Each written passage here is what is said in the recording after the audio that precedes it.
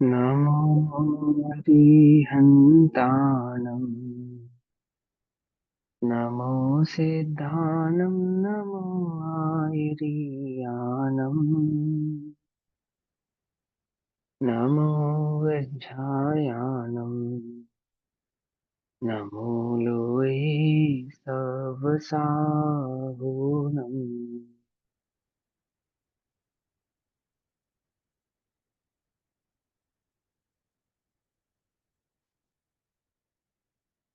मङ्गलं भगवान् वीरो मङ्गलं गौतमो मङ्गलं कुन्दकुन्दार्द्यो जैनधर्मोऽस्तु मङ्गलम् सर्वमङ्गल्यमाङ्गल्यम् सर्वकल्याणकारकम् प्रधानां सर्वधर्माणां जैनं जयतु शासनम् प्रज्वलति परं ज्योतिः समं समस्तैरनन्तपर्यायी दर्पणतल इव सकला प्रतिफलति पदार्थमालिका यत्र।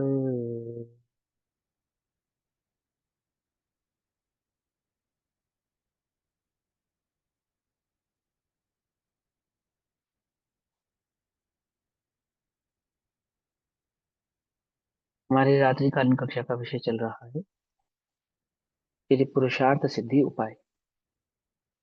आचार्य अमरचंद्र देव द्वारा रचित पुरुषार्थ सिद्धि उपाय का स्वाध्याय हम सभी कार्य का नंबर 127 के आधार से कर रहे हैं। परिग्रह का स्वरूप चल रहा है और बाह्य परिग्रह के त्याग का क्रम तो वह बतला रहे हैं। 147 147 नंबर का श्लोक है। श्लोक पढ़ते हैं।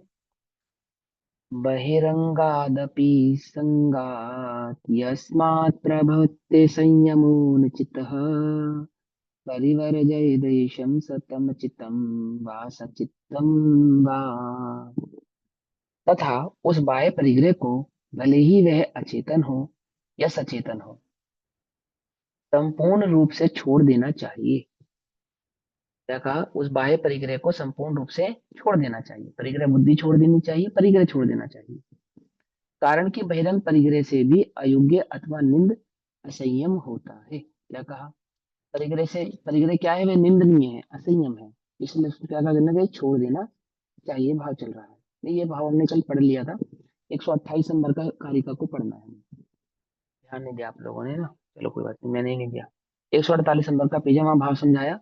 क्योंकि वह निमित्त नैमित्तिक आधार से बाह्य परिग्रह जो है अंतरंग के राग भाव का कारण होने के कारण वह बाह्य परिग्रह भी छोड़ देना चाहिए। वह भाव समझाया, क्रम समझाया। अब यदि सर्वदेश त्याग ना कर सके तो एक देश त्याग तो करे ही करे, ऐसा उपदेश करते हैं।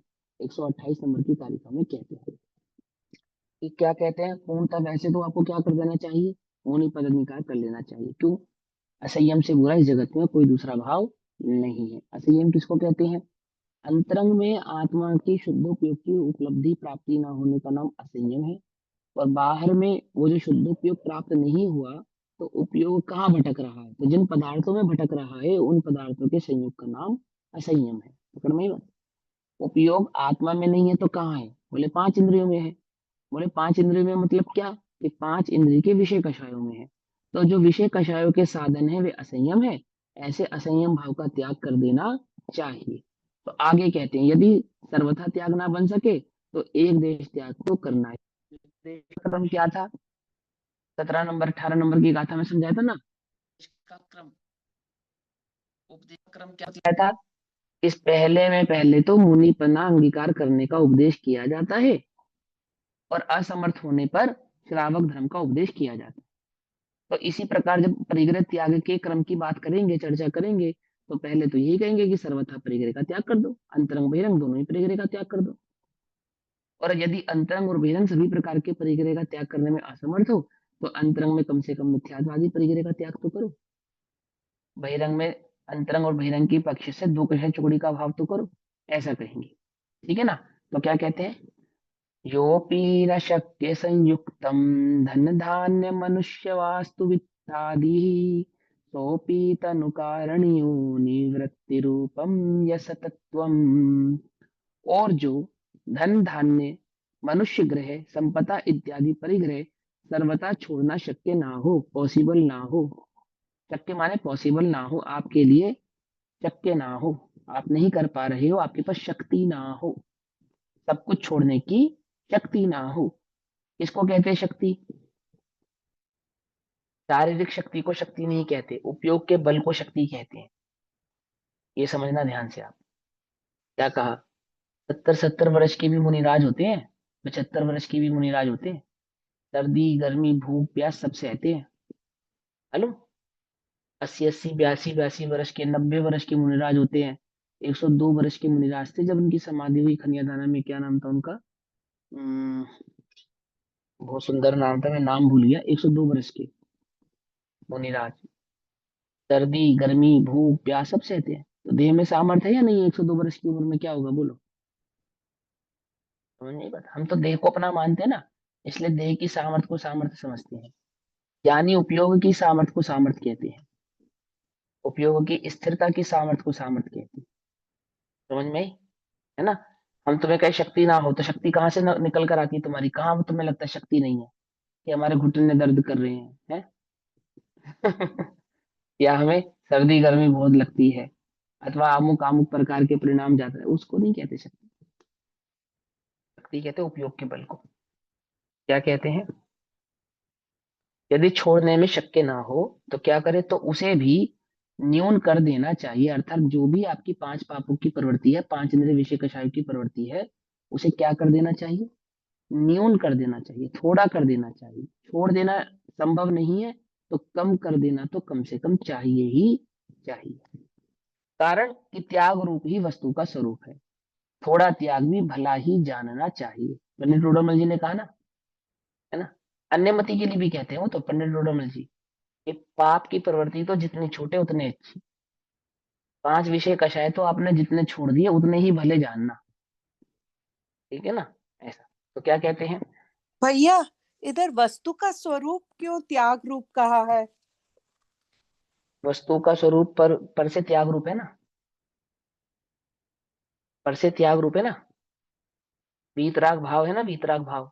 हाँ हाँ मुनि हाँ। धर्म है, यम अश्रावक धर्म है। वस्तु का स्वरूप कहने का मतलब है कि पर से एकत्व ममत कर्तव्य भोक्तव्य बुद्धि के त्याग का नाम ही तो आत्मबुद्धि है। पकड़ में ही बात नहीं? पकड़ में ही। तो वहां वस्तु का स्वरूप ही हाँ जो त्याग रूप कहा, वो किसकी अपेक्षा से कहा? वो मिथ्यात्वादी कषायों की अपेक्षा से और बहिरंग परिग्रह आदि की अपेक्षा से। ऐसा ही वस्तु का स्वरूप है, ऐसा त्याग रूप है। जो प्राणी धन, गाय भैंस आदि, धान्य, गेहूं, यवानी यवादी अन्न, और मनुष्य आदि पुत्रादि अथवा दासादि वास्तु अर्थात मकान आदि, और वित्त यानी कि सोना चांदी रुपया आदि, इन इत्यादि समस्त बहिरंग 10 प्रकार के परिग्रह को सर्वथा छोड़े।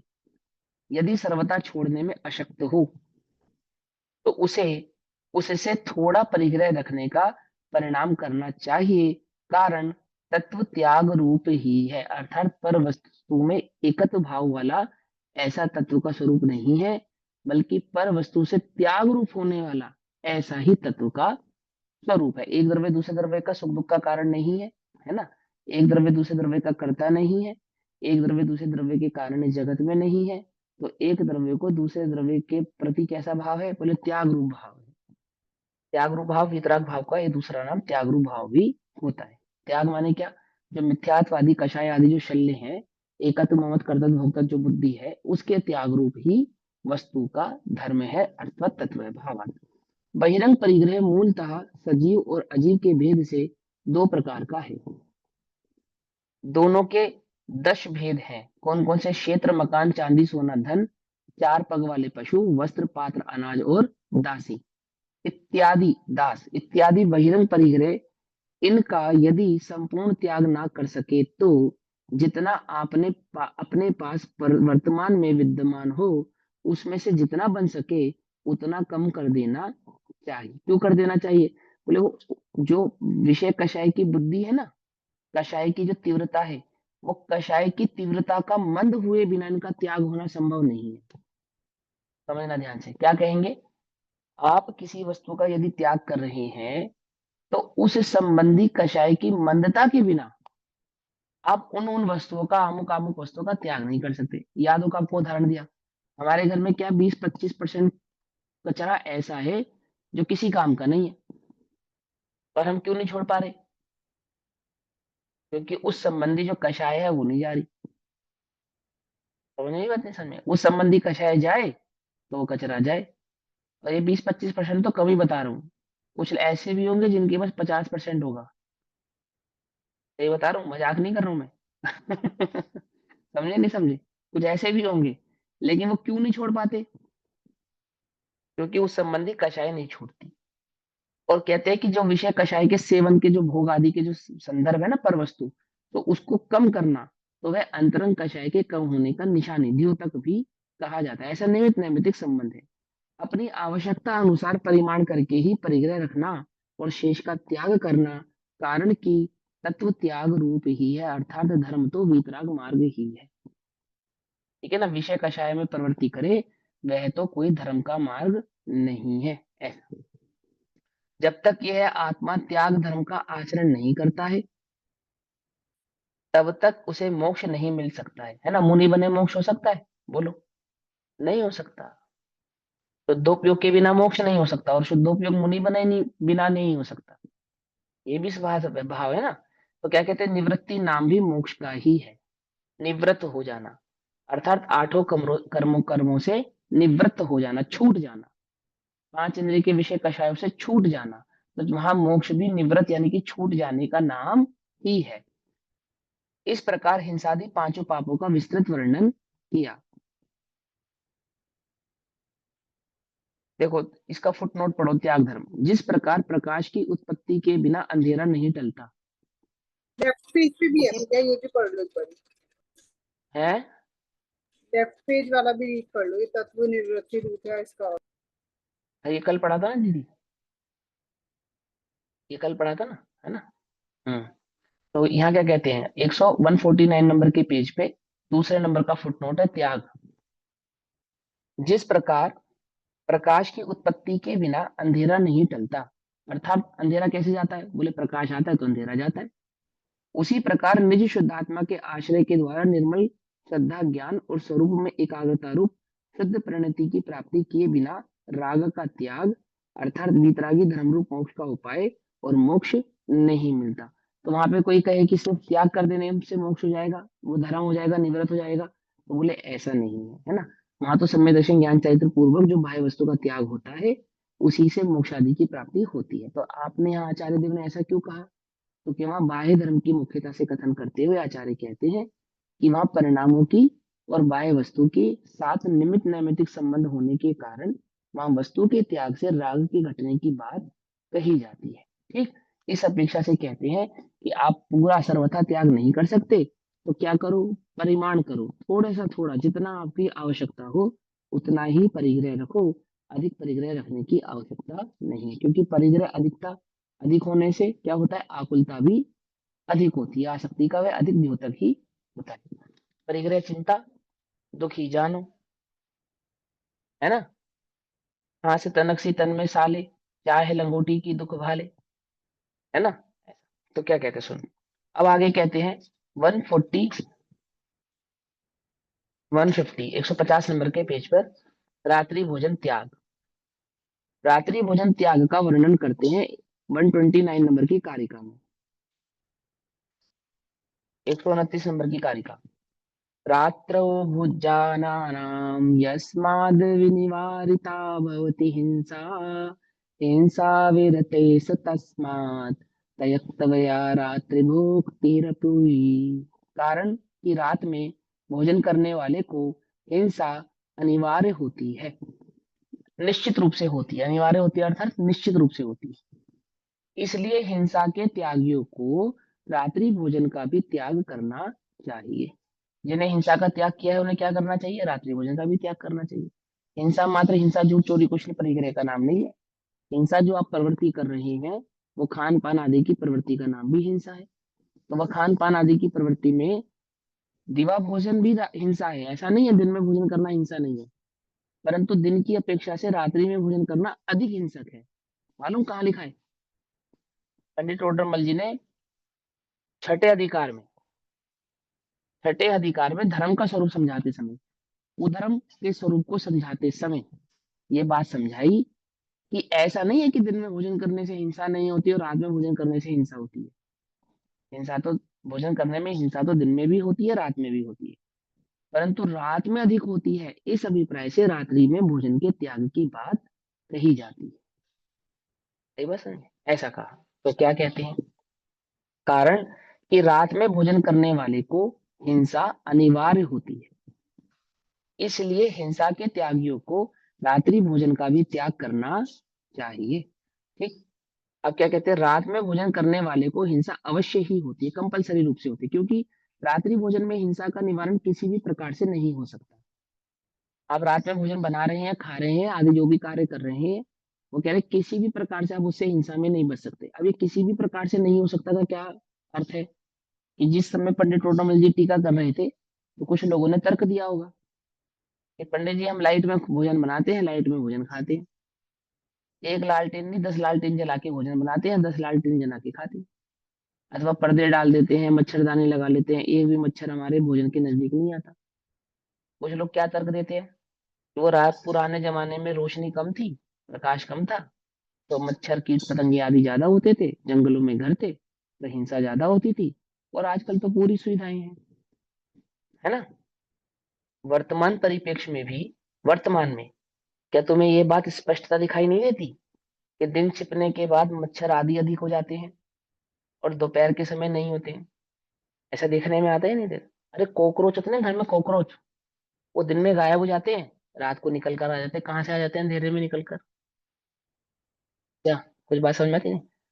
जो सूरज का प्रकाश है, नेचुरल लाइट है, उसमें जो जीवों की उत्पत्ति होती है, और जो अननेचुरल आर्टिफिशियल लाइट है, उसमें जीवों की उत्पत्ति अधिक देखी जाती है ना देखी जाती है? बरसात आदि के दिनों में कीट पतंगे स्ट्रीट लाइट के पास कितने ज्यादा फड़फड़ाते हुए दिखाई देते हैं, और प्रकाश आदि यानी कि सूर्य के प्रकाश के समय वे सब कहाँ चले जाते हैं? हम्म। ये स्पष्टता दिखाई देता नहीं दिखाई देता? इतना बेबुनियादी तर्क है उन लोगों का जो ये समझते हैं कि हम मॉडर्न जमाने के हैं और हमें विज्ञान की जाने कितनी समझ है, और पुराने जमाने में लाइट नहीं थी इसलिए जीव ज्यादा थे, और अब लाइट है तो जीव नहीं है। बोलो, है बेबुनियादी? आंखों देखा सत्य है ये, पर कुछ सुध-बुध ना ही रही है, मिथ्यामति छाए गई है। आंखों से देखकर भी बुद्धू ऐसी बात करते हैं कि रात्रि में लाइट के प्रकाश में मच्छर कम होते हैं। प्रैक्टिकली है ये तो, बिल्कुल एकदम छोटे बच्चे से भी पूछ लो, होता है ऐसा नहीं होता? बरसात के दिनों में गाड़ी की, स्कूटर की लाइटों में भी ना छोटे छोटे मच्छर इकट्ठे हो जाते हैं, मालूम? देखा तुमने? नहीं देखा? प्रैक्टिकल है एकदम, बिल्कुल बात। तो ये देख लो, अभी तुम घर से बाहर निकल के अपने स्ट्रीट लाइटों के पास देख लो, बरसात का मौसम चल ही रहा है, तुम्हें मालूम चल जाएगा कि मच्छर दिन में ज्यादा होते हैं, रात में ज्यादा होते हैं, मतलब जीव जंतु। और वो जो आर्टिफिशियल लाइट जिसको तुम लाइट कह रहे हो, उसके समीप आते हैं या नहीं आते? और वही सूर्य के प्रकाश के समय वे सब कहाँ चले जाते हैं? उनकी उत्पत्ति आपो आप ही कम हो जाती है। समूर्छन, विज्ञान स्वयं मानता है समूर्छन को। समूर्छन समझते हो किसे कहते हैं? एक क्लाइमेटिकली इस प्रकार का संयोग बनना कि कुछ जीवों की उत्पत्ति हवा, पानी और टेम्परेचर के योग से हो जाती है। समझे? हवा, पानी और टेम्परेचर के योग से क्या हो जाता है? कुछ जीवों की उत्पत्ति हो जाती है। बरसात में मेंढक टपकते हुए देखे तुमने? देखे नहीं देखे? मालूम क्या होता है? जैसे हमारे गले से द्विदल उतरता है, तो गले से टच होते ही क्या हो जाता है? जीव उत्पत्ति हो जाती है। ऐसे आसमान से पानी गिरता है, जमीन पर भी पानी आता है, लेकिन बीच में एटमॉस्फेरिकल कुछ इस प्रकार का चेंजेस आते हैं कि वहां पानी की बूंद मेंढक में कन्वर्ट हो जाती है, और जाने कितने कितने प्रकार के जीव जंतुओं में कन्वर्ट हो जाती है। कितने ही प्रकार के जीव तो मौसमी जीव होते हैं, जैसे टिड्डी। वो क्या होता है कि वो एक 2 4 5 महीने के समय में ही उत्पन्न होते हैं, है ना? आमुक प्रकार के मच्छर, वो आमुक प्रकार के सीजन में ही होते हैं। छिपकलियां आदि सर्दी आदियों में गायब हो जाती हैं, अथवा उनकी उत्पत्ति जो प्रजनन शक्ति जिसको कहते हैं वो मंद पड़ जाती है, और गर्मी आदि में उनकी तीव्र हो जाती है। इसी प्रकार मच्छर आदि में होता है, लार्वा में होता है। पकड़ में आई बात? नहीं पकड़ में आई? मलेरिया आदि, डेंगू आदि किस मौसम में ज्यादा फैलते हैं? सर्दियों में ज्यादा फैलते हैं, बरसात के सीजन में ज्यादा फैलते हैं? ये जो कंजस्टिवाइटिस जैसी आंखों की बीमारियां होती हैं, इन्फेक्शन जिसको आप कहते हो, जो छूने से फैलता है, ये कौन से मौसम में ज्यादा फैलता है? जिस मौसम में नमी होती है, नमी के मौसम में ज्यादा फैलता है।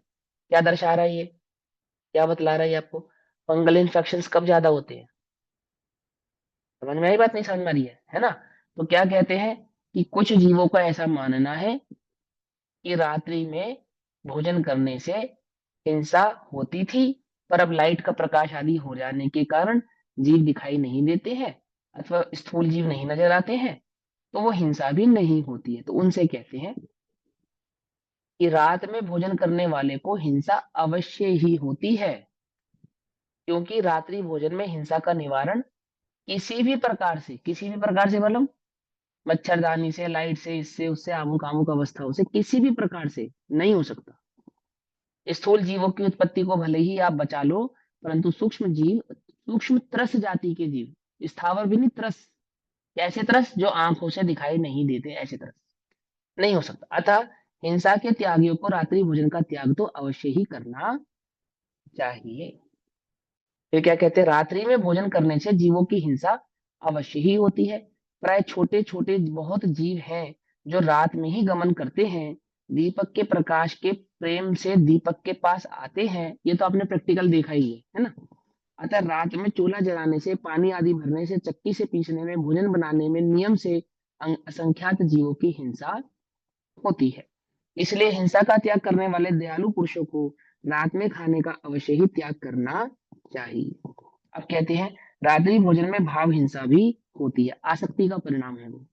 निषिद्ध कार्य को करने में जो हम कार्य करते हैं ना, तर्क देकर, कुतर्क देकर, वो आसक्ति के कारण ऐसा हो सकता नहीं है। बिना आसक्ति के बिना ऐसा नहीं होता है। कुछ लोगों का एक तर्क भी है कि ये जो रात्रि भोजन त्याग है ना, वो छठी प्रतिमा है। तो पांचवें गुण स्थान में छठी प्रतिमा का नाम है रात्रि भोजन त्याग प्रतिमा। तो पांचवें गुण स्थान में जो छठी प्रतिमा है रात्रि भोजन त्याग प्रतिमा, वहां पे रात्रि भोजन त्याग की बात करो। तुम अभी हमें रात्रि भोजन त्याग की बात क्यों कहते हो? तो उनसे कहते हैं कि अष्टमूल गुणों में रात्रि भोजन त्याग को भी काउंट करते हैं, ऐसा भी तो उपदेश है। खाली वहां छठी प्रतिमा का उपदेश थोड़ी है।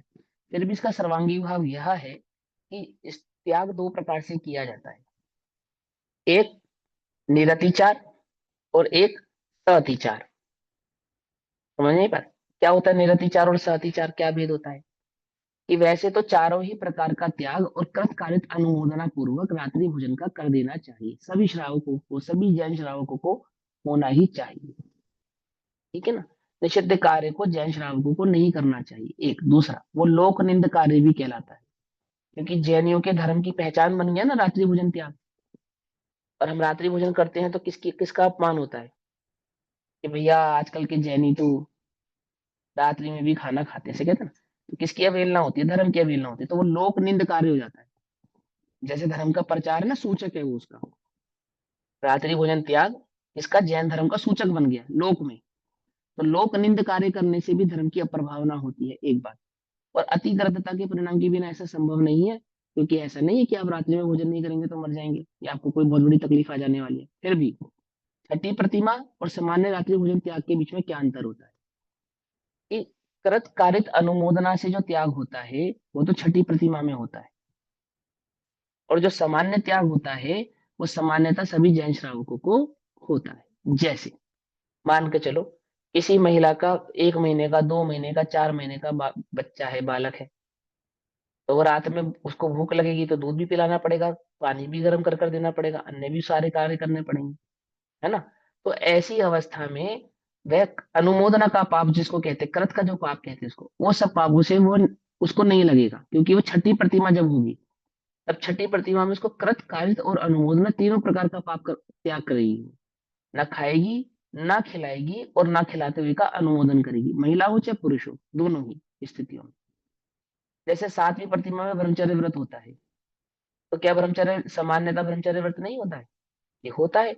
लेकिन सामान्यतः ब्रह्मचर्य व्रत में अपने बच्चों की शादी कर भी सकता है, करा भी सकता है, और उनकी अनुमोदना भी कर सकता है। लेकिन सातवीं प्रतिमा के ब्रह्मचर्य में क्या करता है, अपने स्वयं के बच्चों की शादी भी नहीं कराता, उनकी अनुमोदना भी नहीं करता। इसी प्रकार से जो छठी प्रतिमा में रात्रि भोजन त्याग होता है, उसमें अन्य रात्रि भोजन करने वाले जीव या किसी प्रसंगवत किसी को रात्रि भोजन कराने पड़ भी गया, देना पड़ गया कुछ, तो उसका वहां वो त्याग सर्वथा करता नहीं है। अथवा जो दूध चाय पानी के अनगार सहित होता है, ऐसा सामान्य रात्रि भोजन का त्याग तो समस्त जैन श्रावकों को होता ही होता है। पकड़ में ही बात, दूध चाय पानी और दवा के अनगार सहित। बाकी स्थूल रात्रि भोजन का त्याग तो समस्त जैन श्रावकों को अवश्य ही होना चाहिए। और वहां जो छठी प्रतिमा है वो कैसा है, वहां दूध चाय पानी दवाई का भी अनगार नहीं होता है। चाय तो भक्ष्य वस्तु है, उसका तो नाम ही लेना बेकार है। लेकिन इन जनरल आजकल लोग, कुछ लोग उसको भक्ष्य मानते हैं, कुछ अभक्ष्य नहीं मानते हैं।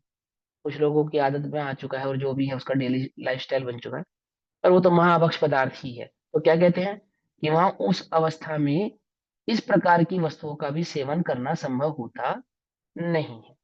और भी बहुत सारी चीजें थे, जैसे रात्रि भोजन के संदर्भ में, जैसे रात में कुछ तबीयत खराब हो गई, बीमार हो गई, तो ड्रिप लगवाएं या नहीं लगवाएं, तो छठी प्रतिमा वाले नहीं लगवाते। पकड़ में ही बात। लेकिन जो छठी प्रतिमा से नीचे के जीव है ना, ये लगवा सकते हैं। पकड़ में ही बात, नहीं पकड़ में। ऐसे बहुत प्रकार के अनगार होते हैं जिनके भेद रात्रि भोजन के त्याग में होते हैं। तो ऐसा छल ग्रहण नहीं करना चाहिए कि रात्रि भोजन तो छठी प्रतिमा में होता है और हम तो सामान्य श्रावक हैं, तो हम तो कर सकते हैं। बोले स्थूल रात्रि भोजन का त्याग तो सभी जैन श्रावकों को सामान्य रूप से होना ही चाहिए। अब वही भाव यहाँ पे आपको रात्रि भोजन में भाव हिंसा भैया की अपेक्षा से भी समझाते हैं। हाँ बोलो। भैया आपने अभी कहा कि छठी प्रतिभा में वो दूध और वो सब नहीं लेंगे, मगर सामान्य से लेते हैं, ऐसा कहते हो आप? मैं ऐसा कहता हूँ कि सामान्य से भी नहीं लेना चाहिए, लेकिन अच्छा सामान्यता अगर लेते भी हैं तो वो छठी प्रतिमा वाले का स्वरूप और इसके स्वरूप में ये भेद है, ये अंतर है। अच्छा सामान्य अच्छा। रात्रि भोजन त्याग में और छठी प्रतिमा वाले जो रात्रि भोजन त्याग में ये भेद होता है, ये अंतर होता है, इस प्रकार के हाँ, अंतर होते हैं। इस प्रकार अगर के अनगार वहां संभव है और किस प्रकार के अनगार वहां संभव नहीं है, ये नहीं है। बतलाया जा रहा और और सर भैया दवाई के साथ अगर पानी लिया तो वो भी मना है? है। छठी प्रतिमा में मना है। अच्छा। पर सर और ये कॉफी चाय तो को अभक्ष क्यों कहते हैं? चाय अभक्ष बिकॉज है ना, वो एक आदत बन चाय के जाती है अभक्ष इसकी। चाय के अभक्ष होने के बहुत सारे कारण है। सबसे पहला अभक्ष तो वो नशाकारक अभक्ष है। सबसे पहला अभक्ष तो यही हो गया, है ना, कैफीन और निकोटीन की मात्रा होने के कारण, है ना, हैबिट स्वरूप हो गई वो है आपकी। और उसके बिना आपके सर दर्द होने लगता है, कमर दर्द होने लगता है, और जाने किस किस प्रकार की परेशानी होने लगती है, आलस आने लगता है, और जाने क्या क्या होने लगता है ना। तो एक तो भय बख्शता है, तो कोई ऐसा तर्क देता है, क्या तर्क देता है, ऐसा तो भोजन आदि के साथ भी है ना, होता है ना, ऐसा कई कई प्रकार के तर्क लोग देते हैं। तो ऐसा नहीं है, वहां और उसमें जमीन आसमान का अंतर है, भिन्नता है। और नशाकारक पदार्थ है एक बार, दूसरा जो उसका प्रोसेस है बनाने का, चाय को बनाने का जो प्रोसेस है, तो वहाँ जो चाय की पत्तियां हैं उनको सड़ाया जाता है, वो खाया नहीं जाता, सड़ाया जाता है। ठीक है ना, उसमें एक प्रकार का एक टेम्परेचर पे नमी पैदा करके, और उसके बाद, क्योंकि उसको कड़क तो बाद में होती है, फर्मेंटेशन करने के बाद उनको कड़क किया जाता है। उससे पहले तो उनको फर्मेंटाइज किया जाता है, जीव उत्पत्ति होती है उसके अंदर। उसके अलावा भी और बहुत सारे रीजन है, और आजकल जिस प्रकार से चाय बनाई जाती है उसमें कई प्रकार के अभक्ष पदार्थ मिलाए जाते हैं। ठीक है ना, तो ऐसे बहुत सारे रीजन है उसके। अब यहाँ कहते हैं रात्रि भोजन में भाव थैंक हिंसा भी होती है। चाय कॉफी दोनों एक ही कैटेगरी में लेना। हाँ, ऐसा नहीं चाय की बात करते तो ठीक है भैया कॉफी पी लिया करेंगे, ठीक है। ऐसा नहीं, है ना। को तो वैसे ही भैया आजकल अभक्ष्य बता ही दिया है। है। कॉफी को तो अभक्ष्य बता ही दिया है ना, उसमें कॉकरोचेस वगैरह के जो यू। ये वो कहते हैं कि कॉकरोचेस डालते हैं उसमें। हाँ, मैंने इंस्टाग्राम फेसबुक कहेगा तो मानेंगे, और जैनाचार्य कहेंगे तो नहीं मानेंगे। यही बात हो गई। सुनो भैया, रागादुदय परत्वाद निवृत्ति न्यारति वर्तते हिंसाम रात्रि दिव महारत कथमम हिंसा न संभवती। अत्याग भाव अर्थात त्याग की भावना का नहीं होना, अत्याग भाव। अत्याग भाव रागादि भावों के उदय की उत्कटता से अर्थात जिसमें राग आदि भावों की तीव्रता हो। तीव्र राग के कारण क्या होता है? त्याग का भाव नहीं होता है, सीधी सी बात है। जिसके प्रति बहुत ज्यादा आसक्ति का परिणाम होगा, उसको छोड़ने की हम आपसे बात कहेंगे, तो आप छोड़ोगे उसे? आप छोड़ोगे ही नहीं उसको। आपको कहे, आपको बुरा लगेगा, बल्कि आप उसमें कई प्रकार के कुतर्क करोगे, है ना? क्यों क्यों कर रहे हो आप इतना ज्यादा कुतर्क उसके अंदर? जैसे किसी को शुगर है और डॉक्टर कहे कि भाई मीठा मत खाए, तो वो क्या कहेगा? भाई मरना तो सबको है एक दिन, अपनी अपनी बात। तो है ना, फीके फीके मुंह क्यों मरे, मीठे मीठे मुंह मरेंगे ना। क्या समझे? बात समझे? तो वो क्या समझा रहा है? वो जो उसका तर्क है वो ये समझा रहा है कि मैं मरने के लिए तैयार हूं, ये देह छूटे तो तैयार हूं। इंसुलिन आदि की जितनी भी मुझे दवा लेकर जो भी इस देह में तकलीफ झेलनी पड़ेगी, उस तकलीफ को झेलने के लिए मैं तैयार हूं। उस एक बीमारी के कारण हजारों बीमारियां बुलाने के लिए मैं तैयार हूं, परंतु परहेज करने के लिए मैं तैयार नहीं हूं। और रसना इंद्री का स्वाद बस रसना इंद्री तक ही रहता है, ये तो सभी को मालूम है। गले तक भी स्वाद नहीं आता उसका, तो है ना। लेकिन वो उतने से स्वाद भर के लिए क्या करता है कि त्याग करने को तैयार नहीं है। ऐसी वो रात्रि भोजन वाला संबंध है कि वहां भोजन की जो त्यगता का है ना, त्याग है, वो अति गृध्य परिणामों के बिना त्यक्त विषय को सेवन करने का जो परिणाम है, अथवा निषिद्ध विषय को सेवन करने का जो परिणाम है, वो परिणामों की तीव्रता के बिना संभव नहीं है। पकड़ में बात? लोक में जो निषिद्ध कार्य है, जैसे रेड लाइट जंप करना बुरी बात है ना, फिर भी आप कर रहे हो, तो क्या दर्शा रहा है ये आपका? कि आपका ये देश के कानून के प्रति अविश्वास और आदि आदि परिणाम, अथवा आपके अंदर की ईगो, आपका घमंड, और या फिर आपकी लापरवाही और जाने क्या क्या बातें वो आपको दर्शा रही है, दिखा रही है कि तभी आप ऐसा काम कर रहे हो, अदरवाइज तो आप ऐसा काम नहीं करोगे। मेरी बात समझ रहे हो ना? ये तो एक जनरल बात है। ऐसी वो क्या कह रहे हैं कि लोग धर्म में जो निषिद्ध कार्य है, उस निषिद्ध कार्य को करने का जो परिणाम है, वो परिणाम क्या दर्शा रहा है? कि आपके अंतरंग के तीव्र राग को दर्शा रहा है, कि आपके भीतर में उस कार्य को करने के प्रति बहुत अति आसक्त परिणाम है। तभी तो कि जिस कार्य को करने के लिए आपको मना कर दिया गया है, तब भी आप उस कार्य को करने के लिए तत्पर हो रहे हैं, जबकि उस कार्य को करने से आपका कोई बहुत भला होने वाला नहीं है ना। तो क्या कहते हैं, अत्याग भाव जो रागादि भावों के उदय में उत्कटता से हिंसा को उल्लंघन करके नहीं परिवर्तिते, तो रात और दिन आहार करने वाले को निश्चय से हिंसा क्यों संभव नहीं होगी। मतलब कि जिन्हें राग की तीव्रता है, उन्हें हिंसा क्यों नहीं होगी? उन्हें तो हिंसा होगी ही होगी। और तीव्रता वाले परिणाम के जीव को तो क्या रात और क्या दिन, जिसके परिणामों में तीव्रता है, उसको तो क्या रात और क्या दिन। परिणामों की तीव्रता वाले को तो दिन में भी उतनी हिंसा है और रात्रि में भी उतनी ही हिंसा है। और जिसके परिणामों में मंदता है, तो वो आप ही रात्रि निषिद्ध कार्य को करता नहीं है, और जो दिन आदि में भोजन करता है, सो वहां पे भी परिणामों की मंदता पूर्वक ही करता है। द्रव्य हिंसा और भाव हिंसा दोनों का स्वरूप समझा रहे हैं। भैया, क्या इस कहते हैं? लाइन का अर्थ क्या है? रागादि भावों के उदय की उत्कंठा से हिंसा को उल्लंघन करके नहीं प्रवर्तित। तीव्र तीव्र तीव्र तीव्र राग आदि की तीव्रता से तो क्या नहीं करते? हिंसादि का उल्लंघन नहीं करते। मैंने जिनको रागों की तीव्रता नहीं होती, वो उल्लंघन भी नहीं करते। लेकिन जिन्हें राग आदि भाव की तीव्रता होती है, वे उल्लंघन करते हैं। अभी समझाए ना? नियमों का उल्लंघन कौन करता है? लोक में नियमों का उल्लंघन कौन करता है? कानून का डर किसको नहीं है? या तो जिसको घमंड है पैसे का, ताकत का, पावर का, है ना, दबंग है जो, जिसको नहीं डर है कोई भी कि क्या कर लेगा, क्या बिगाड़ लेगा मेरा कानून, कोई भय नहीं है, आदर नहीं है। इन शॉर्ट, जिसको आदर नहीं है किसका? कानून का, वो उसका उल्लंघन करता है। ऐसे ही जिसे धर्म के नियम का आदर नहीं है, वो उल्लंघन करता है। लेकिन जिन्हें आदर है, वे उल्लंघन नहीं करते। तो बोले किन्हें आदर नहीं है धर्म की बात का? बोले जिन्हें रागादि परिणामों की तीव्रता है, उन्हें धर्म का आदर नहीं है। और जिन्हें रागादि परिणामों की तीव्रता नहीं है, वे हिंसादि पापों का उल्लंघन भी करते नहीं है। ऐसा समझा रहे हैं। देखो क्या कहते हैं, भोजन में और शरीर में रागादि भाव उत्कृष्ट होने से यानी तीव्र होने से, अति आसक्त होने से, अति ग्रद्ध होने से, पंडित टोडरमल जी तो कहते हैं झपट्टे मारता है। 5 इंद्रिय के विषयों को कैसे ग्रहण करता है? झपट्टे मारता है। झपट्टे मारना समझते हो ना, कि वो 5 इंद्रिय के विषय के बिना रहा नहीं जाता, चाहिए मतलब चाहिए। समझे या नहीं समझे? उसको कहते हैं झपट्टे मारना, भोजन में और शरीर में। शरीर में कहने का मतलब पांचों इंद्रियों में। यहाँ रसना इंद्रिय संबंधी मात्र भोजन की बात नहीं है, पांचों इंद्रियों में। शरीर में रागादि भाव उत्कृष्ट होने के कारण राग आदि का अत्यागपना, अर्थात राग आदि का त्याग नहीं होना। क्यों नहीं हो रहा राग आदि का त्याग? क्योंकि राग आदि परिणामों की तीव्रता है, अतिग्रदता है, हिंसा का उल्लंघन नहीं कर सकता। समझ रहे? हिंसा का उल्लंघन कौन कर सकता है? हिंसा का उल्लंघन तो वही करता है जिसके परिणामों में अति तीव्रता होती है, जिसको राग द्वेष के परिणाम अति तीव्र होते हैं।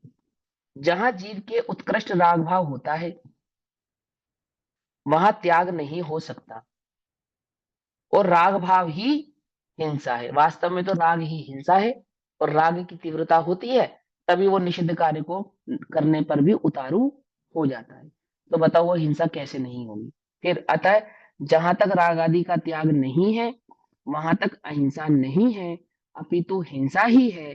तो फिर रात दिन खाने वाले को हिंसा क्यों ना हो? उसके लिए तो क्या रात और क्या दिन। तीव्र परिणामों से तो किए गए ग्रहण को, विषय के ग्रहण को चाहे दिन में ग्रद्धता पूर्वक ग्रहण करे चाहे रात्रि में ग्रद्धता पूर्वक ग्रहण करे, क्या है वह तो हिंसा ही है। उसे हिंसा नियम से होती ही है।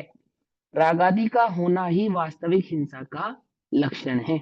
भैया हाँ ये वाली लाइन एक बार और बता दो, ये समझ में नहीं आ रही। भोजन में और शरीर में रागादि भाव उत्कृष्ट होने के कारण रागादि हाँ का अत्याग बना हिंसा का उल्लंघन नहीं कर सकता। मतलब ये मतलब ऐसा लग रहा है जैसे हाँ हाँ, कॉन्ट्राडिक्टरी हो वो रही तो है, ये चीज समझ में नहीं आ रही। व्यतिरेक भाव से लिखा है, देखो तोड़ तोड़ के समझा देंगे। भोजन में, भोजन में मतलब वो जो भोज्य सामग्री, खाद्य सामग्री है, और शरीर में तो रसना स्पर्शन घ्राण आदि, ये जो रसना आदि इंद्रियां है ना, इस इंद्रियों में तो एक तो इंद्रिय में आ सकती है और एक इंद्रिय के विषय में आ सकती है। क्योंकि यहाँ पे रात्रि भोजन की बात चल रही है ना, तो जो रसना इंद्रिय है वो तो शरीर का अंग हो गई, और रसना इंद्रिय का जो विषय है वो खाद्य पदार्थ हो गया। ठीक, जैसे मान के चलो तुम्हें कोई भूख वूख नहीं लग रही है, कोई ज्यादा इच्छा नहीं है, लेकिन तुम्हारी पसंद की कोई डिश बन गई है, हलवा बन गया हलवा। अब तुम्हें क्या लग रहा है? अब क्या हो रहा है तुम्हें? कि वो भूख तो नहीं है, लेकिन वो रसना इंद्रिय है ना, वो लपलपा रही है, वो घ्राण इंद्रिय में उसकी खुशबू चढ़ रही है। समझ में आई बात नहीं समझ में आई? उसकी खुशबू चढ़ रही है, मुंह में पानी आ रहा है कि ग्रहण कर लूं ग्रहण कर लूं। हो रहा है या नहीं हो रहा है ना? तो ये हो गया शरीर, और शरीर जिस विषय को ग्रहण करना चाहता है वो भोजन। ये दो चीजें हो गई। अच्छा, फिर क्या होता है? मैं रागादि भाव उत्कृष्ट होने से, अर्थात उस संबंधी परिणाम की उत्कृष्टता होने से, उसकी खुशबू, उसके स्वाद का आनंद और उसे ग्रहण करने की जो इच्छा है वो कैसी हो गई? वो तीव्र हो गई, बहुत तीव्र हो गई। तो तीव्रता में क्या होता है? इत्यादि कारण रागादि का अत्यागपना, अब उसे त्याग संभव नहीं हो सकता, अब वो त्याग नहीं कर सकता। कर पाएगा वो त्याग? त्यागपने का क्या हो गया? आ हो गया, यानी कि नहीं हो गया, अत्यागपना हो गया। जो त्यागपना था वो किसमें कन्वर्ट हो गया? अत्यागपना में हो गया। अत्यागपना हिंसा का उल्लंघन नहीं कर सकता। अर्थात क्या है? वो जो अत्यागपना है ना, अर्थात त्यागपना तो क्या था? हिंसा का उल्लंघन नहीं था, है ना? लेकिन यहाँ क्या हो गया? अब ये हिंसा का उल्लंघन हुए बिना रहेगा नहीं इससे। तो त्यागपना तो जो था वो हिंसा का उल्लंघन नहीं करने वाला था। जो त्यागपना था वो हिंसा का उल्लंघन नहीं करने वाला भाव था। अब क्या हो रहा है? अब हिंसा का उल्लंघन हुए बिना रहेगा नहीं। तो क्या कहते हैं, देखो, कारण राग आदि का अत्यागपना हिंसा का उल्लंघन नहीं कर सकता। यहाँ पे अब वो हिंसा का उल्लंघन आना चाहिए या अहिंसा का उल्लंघन आना चाहिए? हिंसा हिंसा हिंसा सही है, हिंसा का उल्लंघन नहीं कर सकता। वो लाइन वो अलंकृत लाइन है ना, व्यतिरेक भाव से लिखी है ना, इसलिए उल्टा अर्थ लग रहा है हमें पढ़ने में। समझे नहीं? व्यतिरेक भाव से लिखा गया है वो, भैया ऐसे ही लिखा जाता है। व्यतिरेक हाँ, भाव मतलब क्या? व्यतिरेक विपरीत, भाव उल्टा, मतलब उल्टा करके कहना, किसी बात को उल्टा करके कहना। सर हम उल्लंघन के लिए कोई और वर्ड यूज कर सकते हैं? क्या करना है बोलो? शिवा का मतलब जिससे उल्लंघन वो छोड़ना, नेगेटिव जो वो है वो छोड़ना।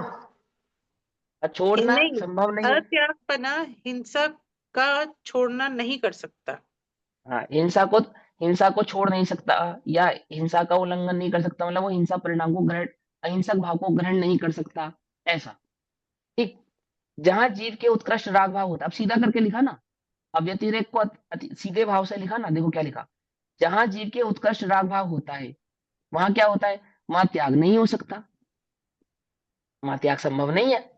और राग भाव ही हिंसा है, राग भाव ही हिंसा है। तो जहां राग की तीव्रता होती है, वहां त्यागपना संभव नहीं होता, तो क्या होता है? अत्यागपना हो जाता है।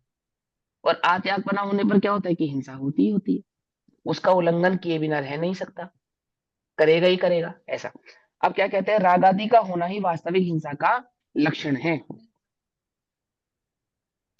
शंकाकार की शंका, राग आदि का होना ही वास्तविक हिंसा का लक्षण है, तो शंकाकार की शंका कहती है, यद्वें तरहि दीवा कर्तव्यो भोजनस्य परिहार भोक्तव्यम तो निशायाम नेतम नित्यम भवति हिंसा।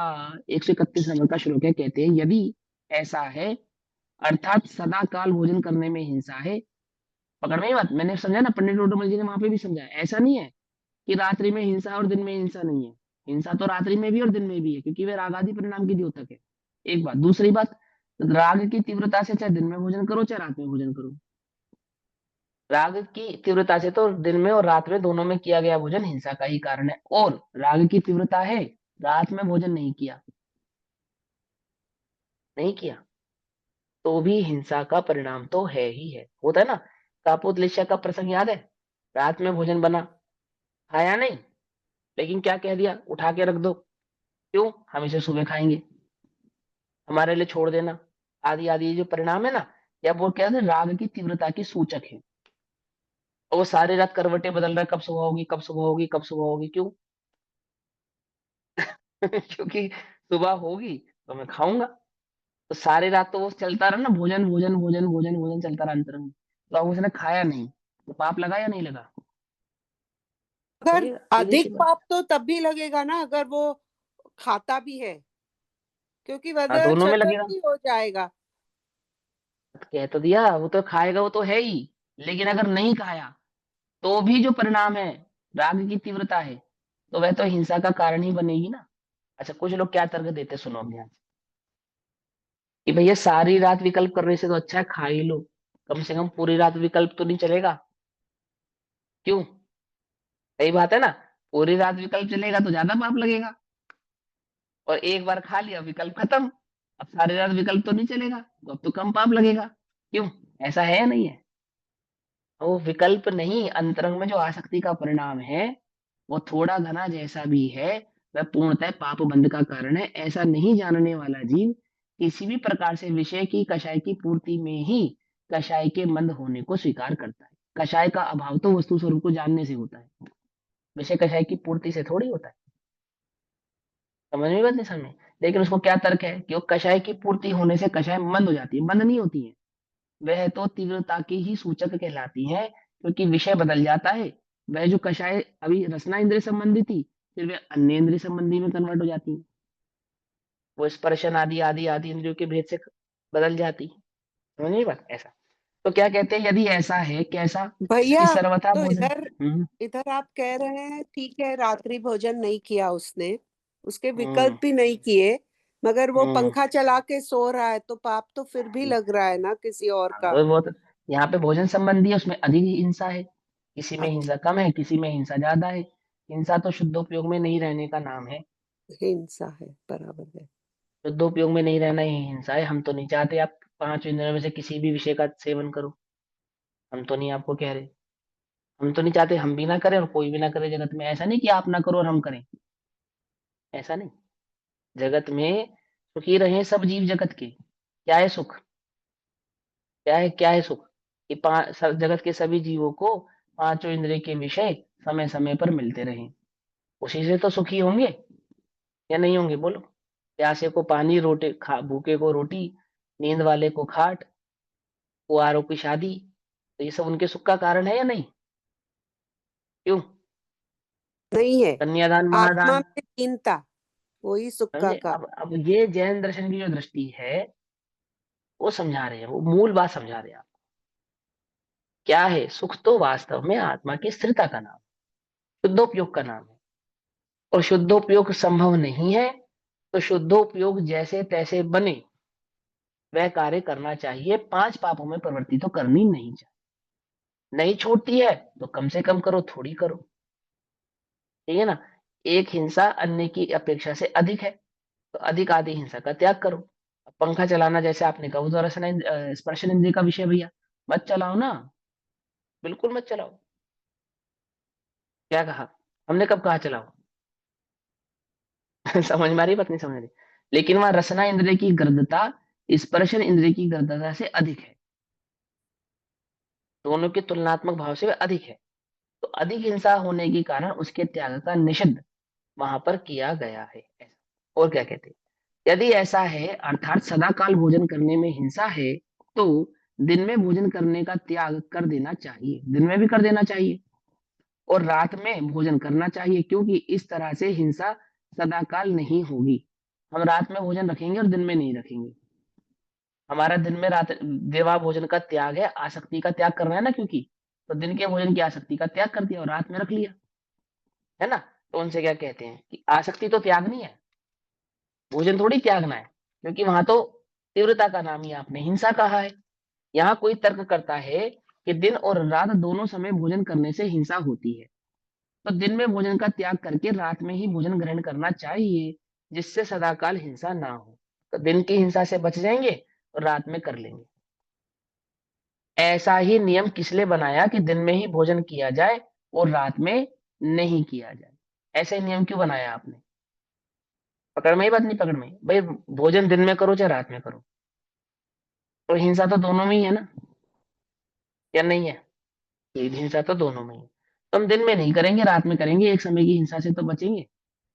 ऐसे तो क्यों कहते भैया हो कि बड़ा रात में मत करो? अटपटा सा सवाल नहीं है, क्योंकि जब बोल ही रहे हैं कि दिन में हिंसा कम होती है और रात में ज्यादा होती है, तो अभी नहीं बोला, वो अब बोलेंगे। वो तो मैंने आपको समझाया कि वहां ऐसा तर्क समझे, ये तर्क अब देंगे कि रात्रि की अपेक्षा, दिन की अपेक्षा रात्रि में हिंसा अधिक होती है, ये तर्क अब देंगे।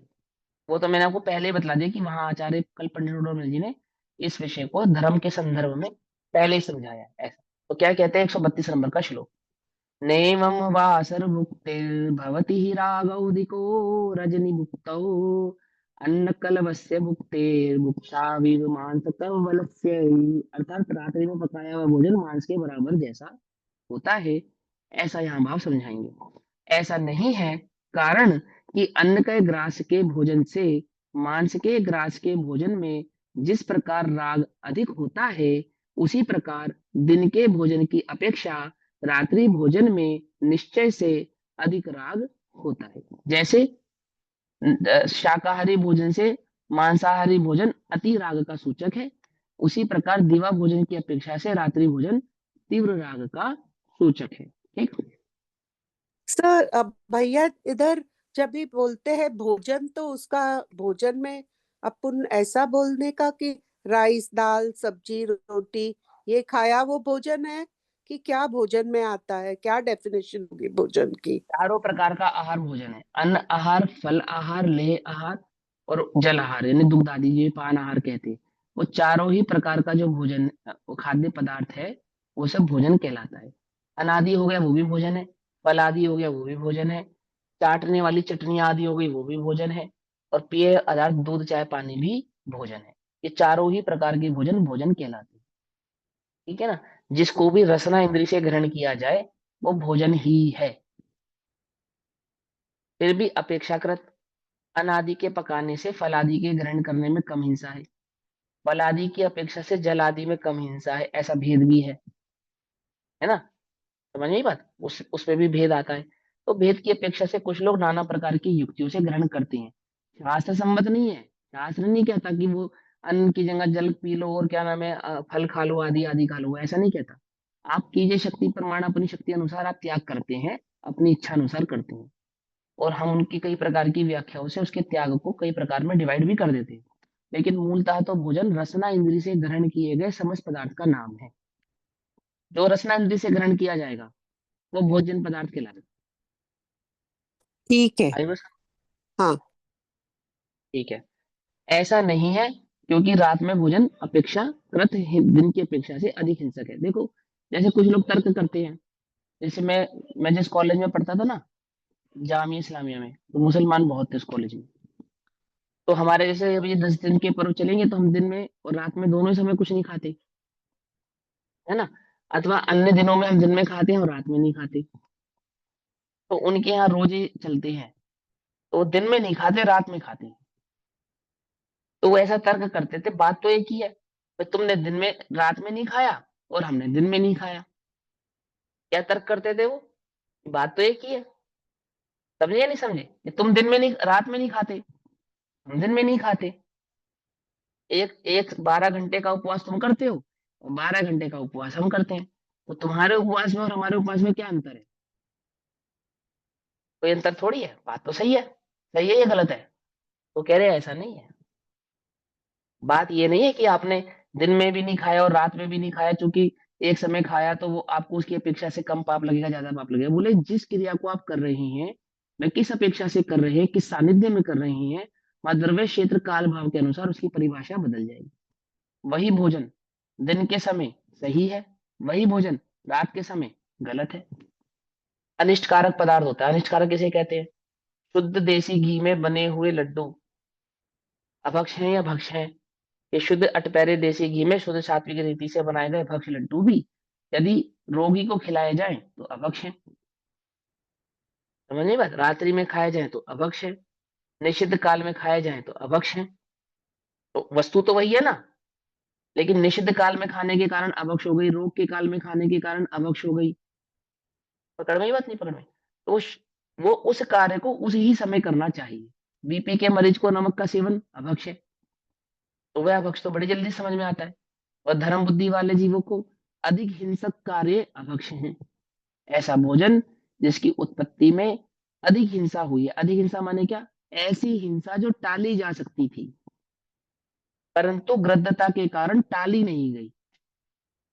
पकड़ में ही बात नहीं पकड़ में ही? हिंसा तो है, परंतु उसमें ऐसी भी हिंसा है जो टाली जा सकती थी, पर हमारी गृद्धता के कारण नहीं टाली गई। पकड़ में ही बात? आलस के कारण, प्रमाद के कारण, गृद्धता के कारण टाली नहीं गई। तो क्या हो गया? वो भोजन वो अभक्ष हो गया। तो रात्रि भोजन कैसा है? कि रात्रि भोजन ऐसा है कि दिन में भोजन करने से एक समय रात्रि में भोजन करने की आवश्यकता नहीं पड़ती, एक बार। और रात्रि में पकाए गए खाए गए भोजन में हिंसा दिन के भोजन की अपेक्षा से अधिक होती है। अब मैं यहाँ पे वो तर्क नहीं देना चाहता जो विज्ञान देता है, क्या कि रात में भोजन करने से मोटापा कम चढ़ता है, आदि आदि और ये सब, और क्या नाम है, बीमार भी कम होते हैं, पाचन शक्ति भी तंदुरुस्त रहती है, आदि आदि। ये सब, इन सब की आवश्यकता नहीं है, क्योंकि धर्म बुद्धि का में ये भाव ही नहीं है। वहां पे स्व और पर दोनों के कल्याण की बात है। मेरे आत्मा का कल्याण मेरे शरीर के कल्याण से नहीं जुड़ा, मेरे आत्मा का कल्याण तो मेरे परिणामों के कल्याण से जुड़ा है। और पर का कल्याण कैसे कर सकता हूं? कि मैं पर की देह की रक्षा करूं और अपने परिणामों की रक्षा करूं। क्या कहा? समझ में बात नहीं? समझ में? पर की तो किसकी रक्षा करूं? पर की तो इस देह की भी रक्षा करूं, परंतु अपने तो परिणामों की रक्षा पहले करूं। ऐसा। तो देखो क्या कहते हैं, देह की रक्षा भी है, अपने देह की भी रक्षा कर सकते हैं, घबराना नहीं। लेकिन धर्म बुद्धि जी पहले परिणामों की रक्षा करते हैं, तत्पश्चात देह की रक्षा का विचार करते हैं। अब कोई ये कहे कि अगर मैं खा भूख भोजन नहीं करूंगा तो मर जाऊंगा, डॉक्टर ने कहा है अंडे नहीं खाऊंगा तो मर जाऊंगा, तो बताओ मैं देह की रक्षा करूं या नहीं करूं? बोलो। डॉक्टर कह रहा है संडे हो या मंडे, तुम्हारा बच्चा क्या नहीं कर पाएगा? कंपीट नहीं कर पाएगा। क्यों? क्योंकि वो अंडे नहीं खाता। अब बताओ कौन समझा उस डॉक्टर को? एपीजे अब्दुल कलाम ने अपने जीवन में कभी अंडे नहीं खाए। क्या कहा? बात समझे नहीं? एपीजे अब्दुल कलाम ने अपने जीवन में कभी नहीं अंडे खाए। कंपीट नहीं कर पाए क्या? है? कंपीट नहीं कर पाए। और जगत में ऐसे कितने नाम गिनाए? महात्मा गांधी कंपीट नहीं कर पाए, हार गए कंपटीशन में। अंडे खाने वाले सब कंपटीशन जीत जाते हैं, मैरी कॉम थी ना, मैरी कॉम है, क्या खाती थी? बॉक्सर है वो, बॉक्सर। चावल खाती थी, बस चावल। कहाँ का? असम का। वो भी सिर्फ असम का। समझ नहीं बात? पढ़ी है उसकी बायोग्राफी, पढ़ी, ऑटोबायोग्राफी? ऐसा नहीं है ये। तो क्या कहते हैं, अति आसक्त परिणाम है। अति आसक्त परिणाम के कारण वह हिंसा का ही सूचक है, और हिंसा का सूचक होने के कारण वह त्यक्त है, यानी निषिद्ध है, नहीं करने योग्य है, ऐसा। तो ये अभी तो समय हो, 132 नंबर की टीका हम कल पढ़ेंगे, तब तक के लिए सभी को जय जिनेंद्र। ओम नमः सिद्धेभ्यः। निज निधि निज में बताई, यह अनंत उपकार है, उसके लिए जिनवाणी माँ को वंदना शत बार।